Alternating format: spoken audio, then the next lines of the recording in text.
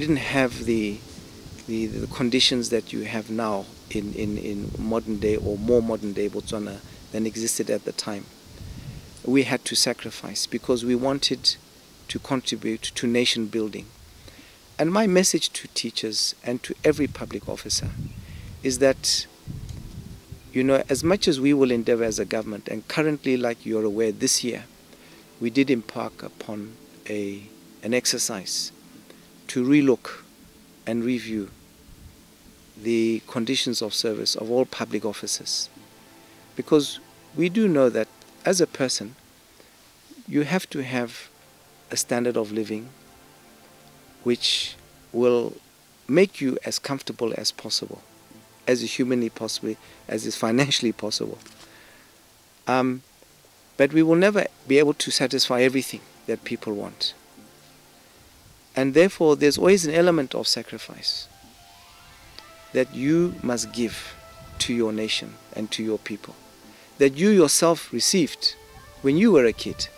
Because some of these teachers and other public officers should remember that as well, that when they were young, you know, the public officers then, the teachers then, were sacrificing a lot more than today. And that's all I appeal to them, is that as much as they have a point that we do need to improve their conditions of service, but these things do take time. And right now, with the economic challenges we've been facing in recent years, it has been made more difficult. So we're aware that, you know, the purchasing power of every individual, not only in government, even in the private sector, all of it, has been eroded by inflation. And we have not been able to respond as a government. Businesses have not been able to respond at the same pace that inflation has been eroding public service salaries, because we just didn't have the budget to do it. And with all these other competing interests that we have, we cannot afford, like when we talked about water and electricity, that we say those are important, because without those, the country collapses. So let's just do belt tightening, let us sacrifice, let us work for this country. But in the meantime, they should know that this government will endeavor to do what it can, as we are currently doing this exercise now, and we have announced it, I announced it in my State of the Nation address, to see how we can address some of these concerns so that we don't lose ground. Because we do accept that for as long as you may be facing difficulties, it will also affect your productivity. You can't be constantly asking someone to give their all, to give their best, when back at home or where they stay, the conditions they are living in, the houses they are staying in are substandard, or they're having to share with people. We accept that. And that's why we have to thank public officers for being able to put up with these hardships that they have been undergoing. And I must say the vast majority of them are certainly pulling their weight to try to deliver services to the public. You've touched on what I wanted to go into, which is issues of the economy.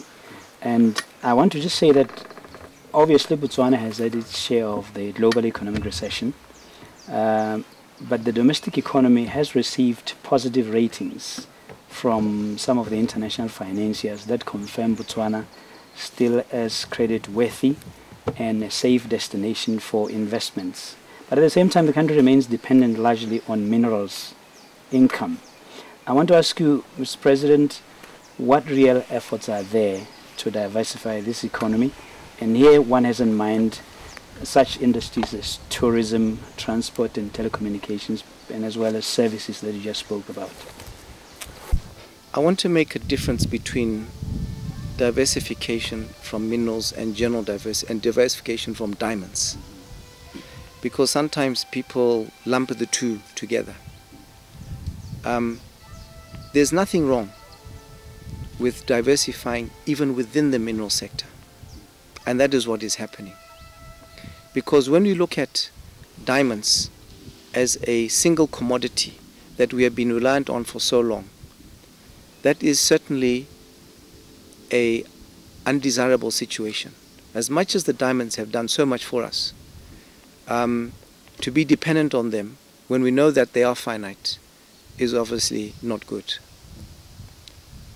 But if we then go and push as we are doing, and we are seeing other mines coming along of different types, copper, uranium, coal, we see gas, also in the offering possibly iron ore, and other diamonds.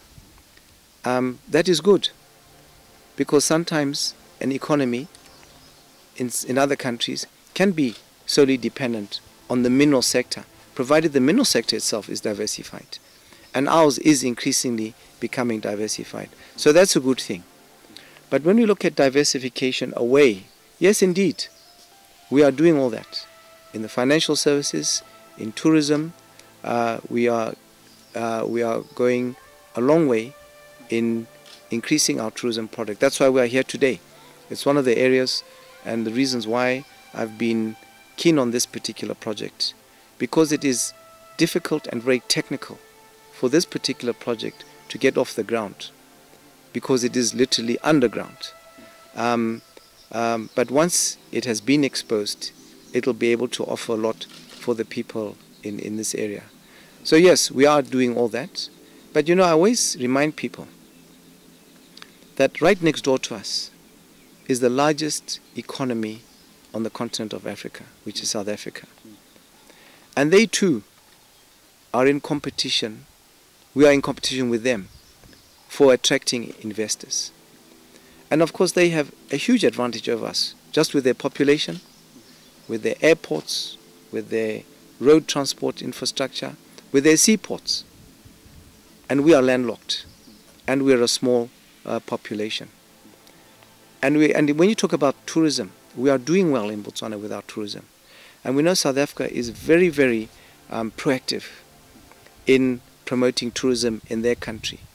So when we take the two, we see that why is it that we as Botswana can do well in tourism, and maybe in a way outperform others in the same sector, is because we've got things which are unique to this country.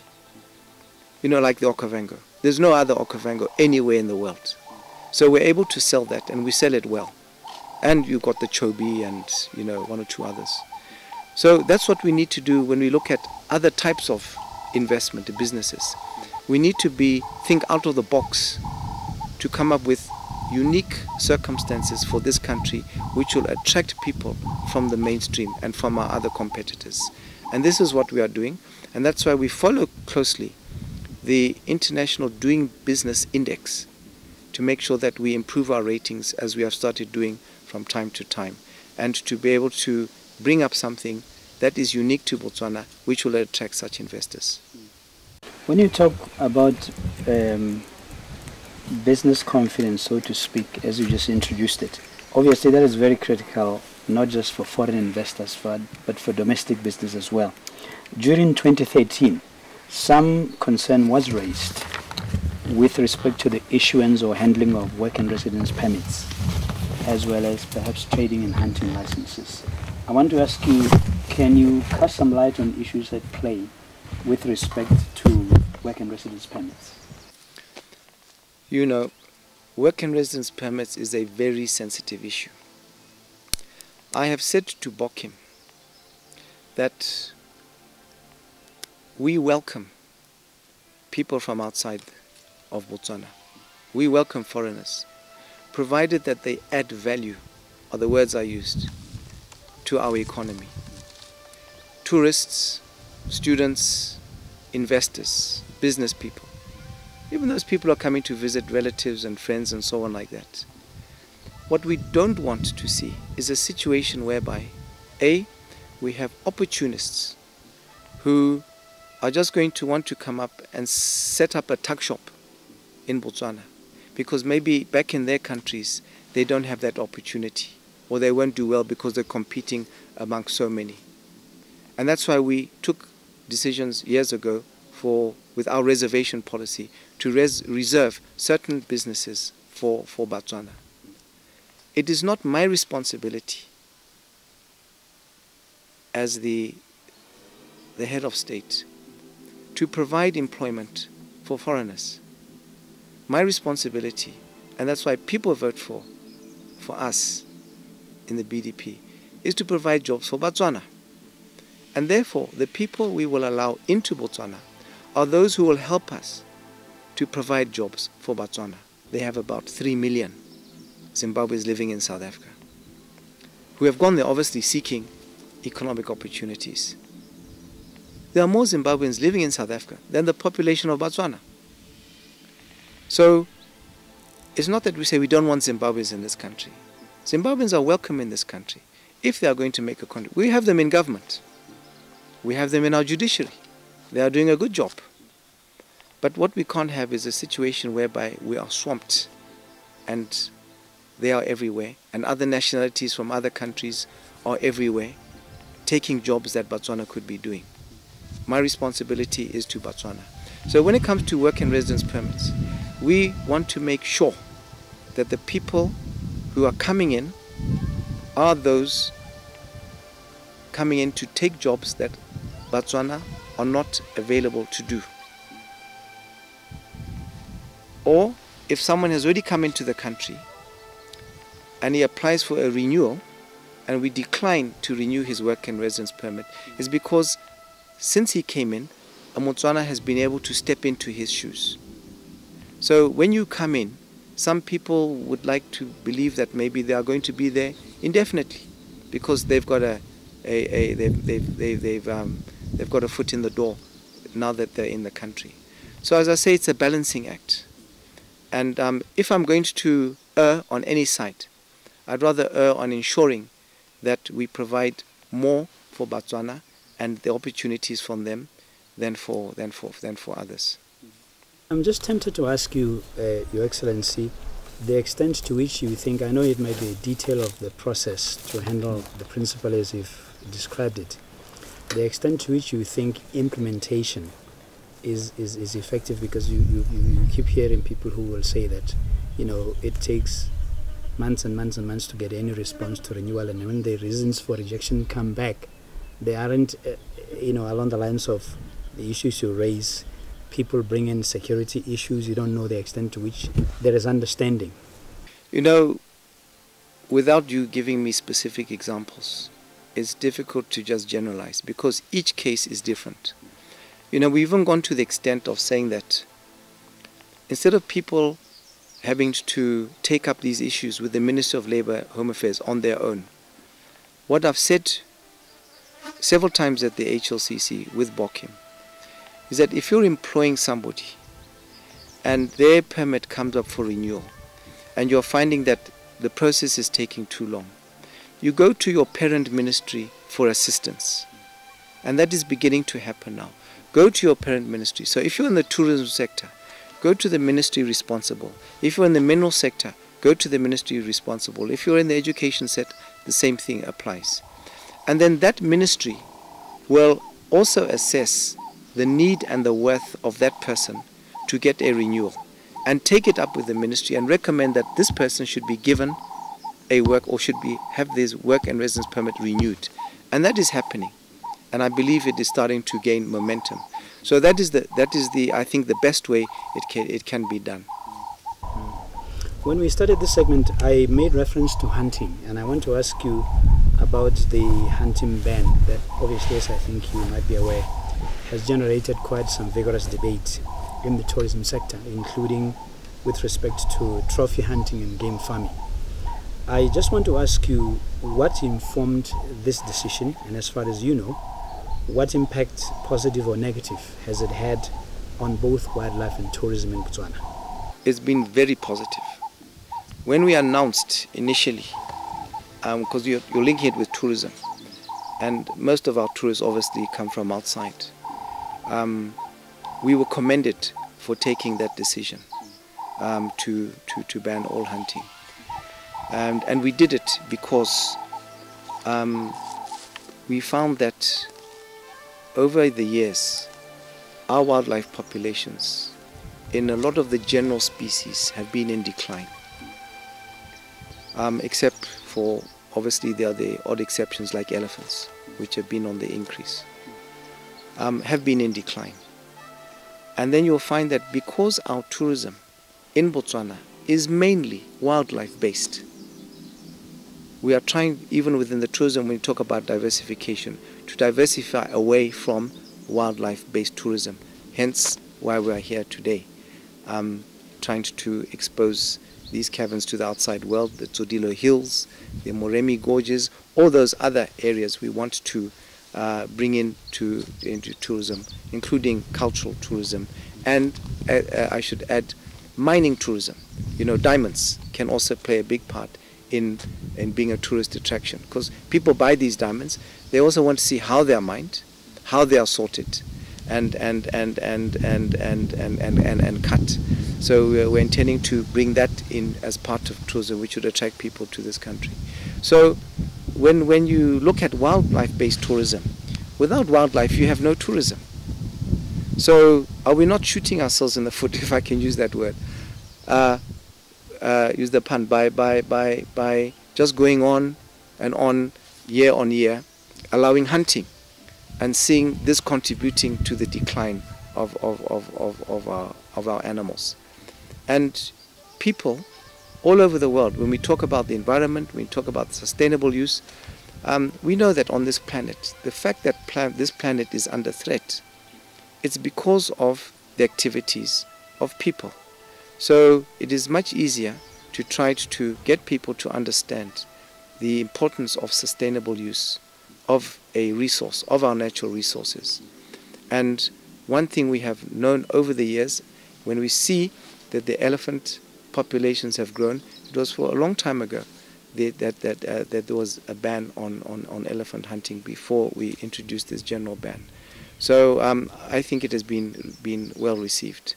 What do you say to those who suggest that the ban on hunting in fact will have a negative effect in that it will exacerbate poaching? Well, time will tell. I think anything you do, there'll always be a reaction in one way or the other. There's nothing which is perfect in life. And as that challenge comes up, we will have to deal with it. If poaching increases, but you know, at the same time when there was hunting, there was also poaching going on. And I don't see, because you know, you'd have hunters even going around themselves and poaching. And when you hear shots going off, you didn't know whether it was a legal hunt or it was illegal. But now you would know today that if there's a shot that goes off any time, you know it's bound to be a poacher. But it's also education for our people to understand the importance of the resource. And the more we can involve, as we have been doing, and will continue to do, our communities in knowing that there's a value to preserving and conserving wildlife that they benefit from, then that's how we will also see poaching not become a threat. Currently, the major poaching threats that we have come from outside this country. Yes, we do have, I'm talking about especially for the commercial poaching, for if it's for rhino horn or for ivory on elephants, it's from outside. That's where the real threat is to those particular species of animals. But yes, general poaching for the pot has been going on, and I guess it will continue, and we'll just have to step up our law enforcement. Staying on economic issues, I'd like to ask you to look at the relocation of the diamond trading to Botswana. How significant is this to the Botswana economy? What tangible benefits do you think it has brought or will bring to the country? It's very significant. I mean, when we first started in the diamond industry, we were basically just seen as a producer through our mines, just producing diamonds. But all the other downstream activities were done elsewhere. You know, the cutting, the polishing, the jewelry making, the selling. And when we negotiated the last Jwaneng mine lease renewal, we had to put our foot down and insist we just don't want to be a producer. All these other activities which take place in other countries should also be done here in Botswana for our benefit. And therefore we then started seeing the factories, the cutting and polishing factories which have sprung up now in the country, taking shape, which were not there before at all a few years ago.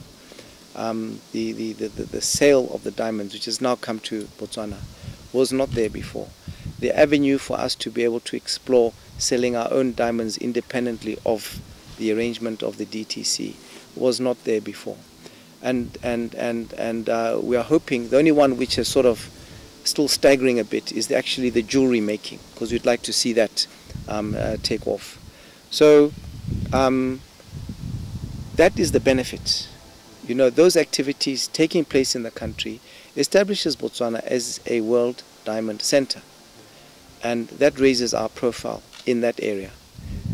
So that is the benefit, apart from the employment opportunities that it comes along with it. With the sales, when you have those high-profile business people coming to this country for the various weeks that they do during the year to come and buy diamonds, bringing them into the country and all the various services that they would require whilst they're in the country, that various businesses can provide for them, is also another opportunity. And it just raises, as I said, our profile and our name. And people have that confidence to be able to come all that way to Botswana to engage in those activities. So the benefits are going to be there with us for a long time, and they will continue to multiply as time goes on. And that brings me to Air Botswana, a very much related industry or sector. To say that Air Botswana remains on the radar, so to speak, of entities that must perform to competitive standards in international aviation if Botswana is to maximize the opportunities you've just highlighted. What is your government's plan for Air Botswana, Mr. President? We recently, Air Botswana has received a consultancy team to do precisely that, to now come once and for all, because we've tried to plug the holes over the years with varying degrees of success. But Air Botswana still remains a problem child, if I can put it like that, in that we need to really step up its game and help it to do that. So having been a parastatal, allowing them to sort of go on their own and try to compete with the rest and make profits, they are battling to do. And really, we have to appreciate that. I think with the airline industry worldwide struggles from time to time. And I think we just have to accept that government is going to have to play a role. I said this recently to Cabinet, that we're just going to have to be putting in cash injections into Air Botswana as and when necessary. Because we shouldn't think of it just as the airline getting subsidies from government, and as an airline it has been probably making losses in the past. What we should look at is the benefit of the people it brings in. So, for example, if you look at the tourism sector, which we've been speaking about, you know, the more tourists that can come in on Air Botswana, it's the tourism sector that benefits. There are other sectors which would benefit, the general business environment which would benefit, and that's what we should do. So getting them in through Air Botswana, even if Air Botswana may make losses now and then, which we will always hope to keep to a minimum, the bigger picture is what we need to look at, the people it is bringing into the country, who will then spearhead a number of economic activities. So this consultancy is going to look exactly what needs to be done, specifically also the refleeting, the kind of aircraft that we need, and the routes that Air Botswana should try to embark upon. So that will talk to each other. And when we talked about the sales of diamonds and people coming in, the one thing they did, they have said, the first sites which were held, those site holders did mention that, you know, they would like to have direct flights to Botswana, which would be greatly ease their travel. So that is something we are looking at, because that will talk to the type of aircraft and how we undertake that. So we expect to hear from them fairly soon as to the recommendations, and then we'll then decide what to do going forward. I'd like to conclude this particular segment with another key sector of our economy, that is Botswana beef, because before its recent challenges, it was usually a significant contributor to the country's gross domestic product and to the general economy. What strategy does your government have for the resuscitation, if you will, of the beef industry, particularly with respect to beef production and alternative markets to the European Union? The European Union has been our most lucrative market, but it has also been the most difficult to meet, because they put in so many demands, so many checks that are required to do. You know, all this thing of the boluses in the past, and now the air tags and the number, the stages that cattle have to go through in farms or quarantine before they finally reach the BMC, that needs to be done. It's something increasingly that people are finding difficult to meet. So we have embarked upon finding markets. We've actually funded the BMC to go out and look for alternative markets, and they're currently doing that. And that is why, maybe it was last year or the year before, we started exporting to Zimbabwe. You remember. We've been exporting to the EU and South Africa. South Africa has been a reliable market for us as well. And we are looking first on this continent, because there have been a number of countries which have expressed an interest. So we're exploring this. So I'm hoping that this year we will now be able to proceed in exporting to other markets other than the traditional ones we've been following all the time. The livestock industry is something which is so important to the welfare of Botswana, the many Botswana who engage in the livestock industry, who rely on cattle. And that is why over the years we have put so much, we have spent so much into things like fighting various cattle diseases, putting up cordon fences for the control of those diseases, the vaccines that we've been producing for that sake. And also, when we talked about the boluses and the air tags that we as government, it's something we've all done. And even more recently, bringing in subsidies, now 50% for cattle farmers to be able to access affordable feed, to try to stave off the effects of drought on their animals, and reduce the death rate. And we had to do that. I mean, there were some people that said, yeah, but is that sustainable? We said, well, when we've invested so much over the years in the livestock industry, we can't just sit back and watch cattle drop like flies when a drought comes along. So we need, that's an investment. What we have done with vaccines, with our annual program of vaccinations, with the cordon fences, with the boluses and the air tags, the monies, the millions we've put into that, is an investment in our livestock industry, which we must try to secure. And like I said, so when we have a drought, we have to go that extra step, that extra mile, to try to help people keep their cattle going until the rains started coming. So certainly we have